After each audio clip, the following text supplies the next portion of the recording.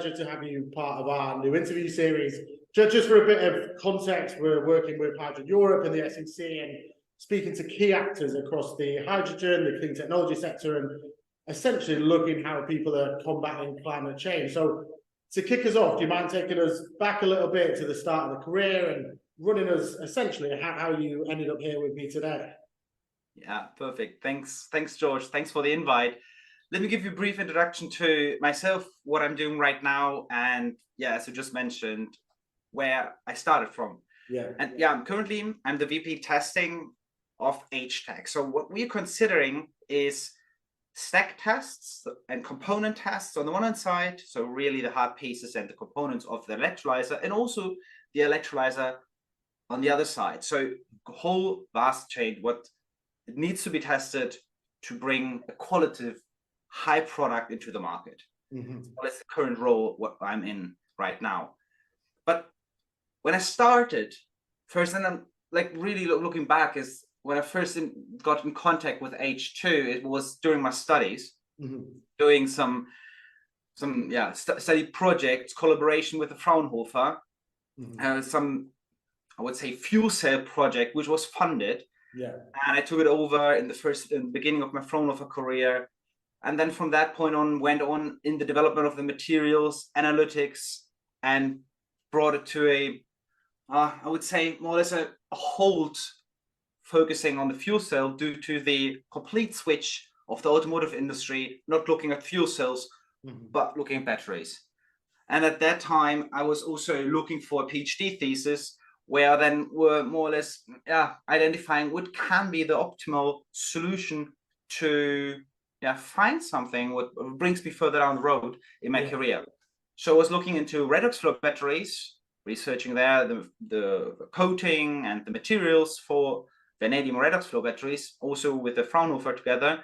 And after that, I was thinking, well, what will help me now to go down the road again, focusing now on hydrogen, or sustainability was always my goal. But the next step was automotive supplier, because processes are a key aspect of standardization to bring really the ideas to the next step. And not only being in the labs or just on the idea and just on the paper, but really bring it on the road, so to speak.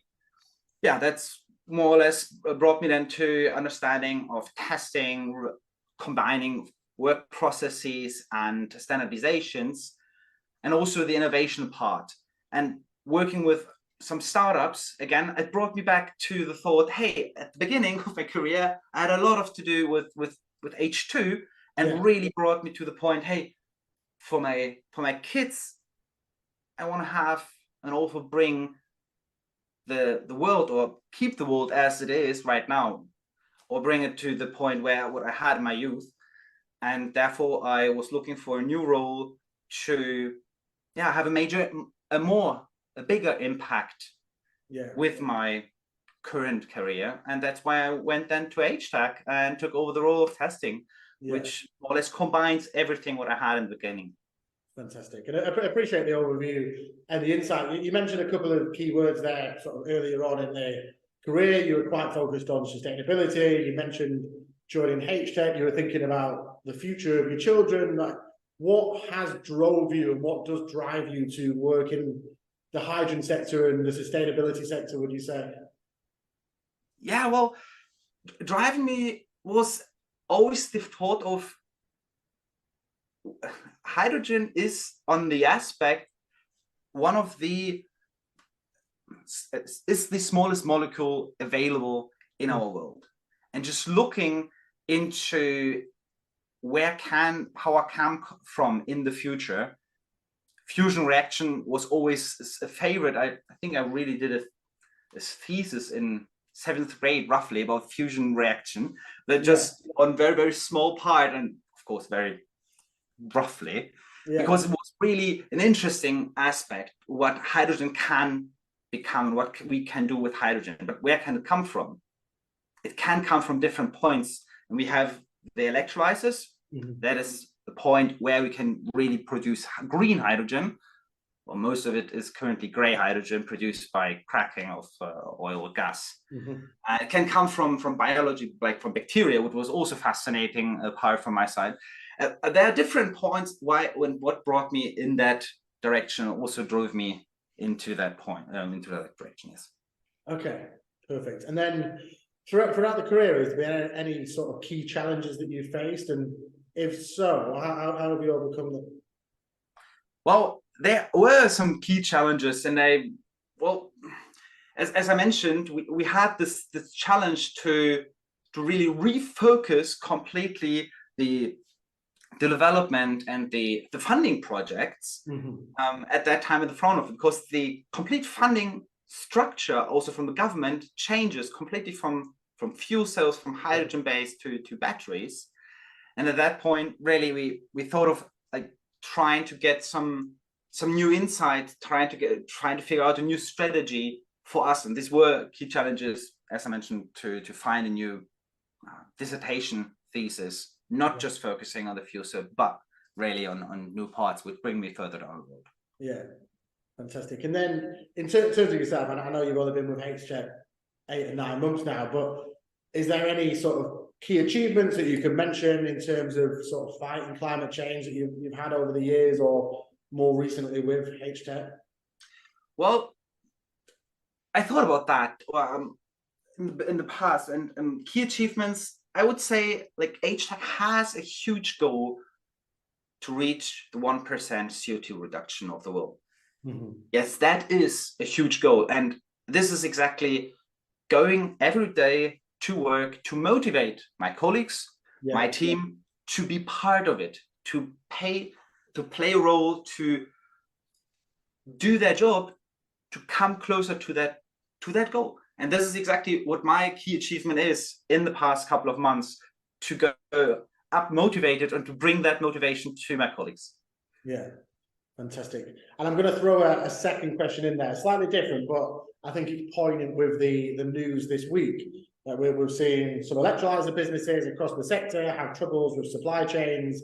Is there any key issues, especially being an electrolyzer provider like HTEC, that you foresee that we need to overcome as a sector in order to keep moving forward?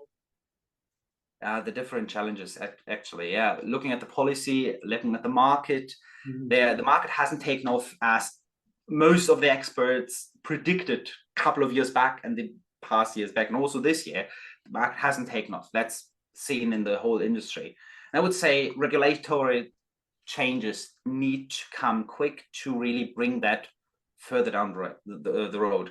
So small electrolyzers with limitation, or with less regulatory effects, which can be installed, that could be something what is possible. Also, the effect of, like, there is a high risk for some of the customers really to see when is the offtake will take place, and when can we sell the hydrogen to the market. So there will be also a high risk on the business side from our customers, and the funding would be really beneficial on their side, on our side, really to bring it further down the road. Yeah, fantastic.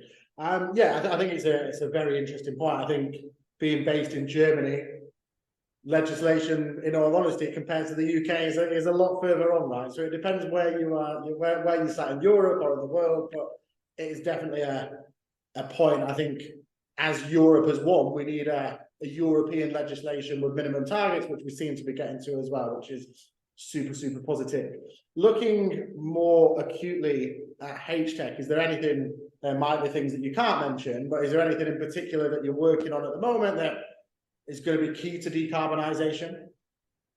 Well, especially for my department, I just can say, really, we need to meet the demands, the test demands for all our stakeholders. It's internal stakeholders, as I mentioned, it's component tests, but also stack tests. We need to build up a huge testing portfolio and also capacity to meet their demands, to really invest and invent new materials, not really, but develop and validate new materials, new suppliers, to bring that into the market, to reduce the levelized cost of hydrogen at the end for our customers. That's more or less the game on that side, but also that goes for the electrolyzers also. So bringing the electrolyzers and the test sites where electrolyzers can be tested into play, and also building them up. This is currently a challenge and what we are working with to decarbonize more the industry.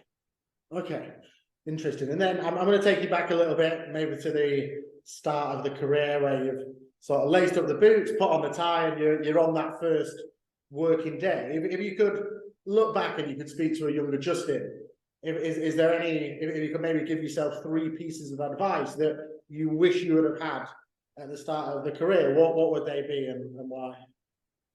Yeah, well, there are, I would say there are 3 things.